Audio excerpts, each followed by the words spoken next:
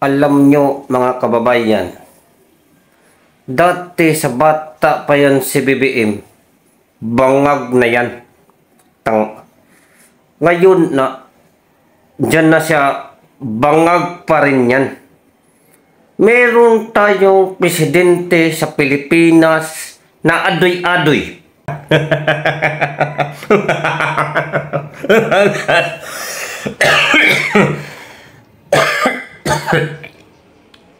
Alam nyo, there's a lot of accusation here na Philippines ba? You know, stop accusing someone. It is because it's really bad to our country. Now, maybe the Dutertads natataranta na sila kasi ipapasok daw yung ICC. Now, I'll tell you frankly, you know, ICC is already there during time of Pinoy and Duterte. Remember, ICC is already there. It is because if you don't have ICC in your helmet, the LTO will dakop you. Huhulihin talaga kayo ng LTO pag wala ang ICC yung helmet nyo. Kaya bakit kayo natataranta? Ha? Na ang ICC nandyan na yan, hindi saan sa panahon ko ngayon na presidente ako ngayon.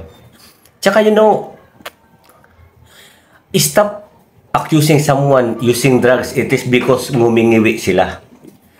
Kasi I remember way back 2000, I don't actually remember the date and the year, but I remember our neighbor in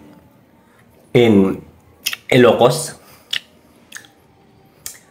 He also do ngiwi his mouth. And then I accuse that he's using drugs. It is because the way he act, the way his mouth act. But I found that he having a mild stroke. Kaya po sana mga kababayan, huwag ho tayong bumase sa ngiwi-ngiwi. Tsaka isa pa, yes, I am using drugs.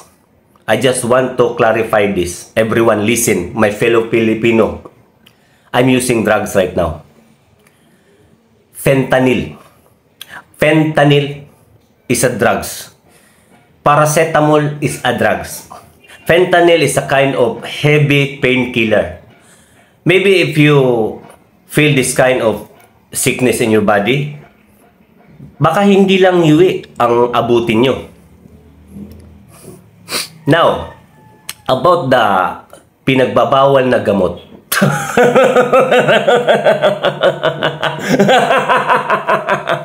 Sabi nila, simpleng tanong hindi ko raw masagot. Because we are here in the Philippines. Even if you answer that kind of questions, there's a lot of Filipino. They won't allow themselves to believe you. Kasi gumawa ka man ng maganda dito sa bansa natin, may sasabihin pangit pa rin sa'yo. But I want you to remember this. Using pinagbabawal na gamot, hindi ako gumagamit. Salamat.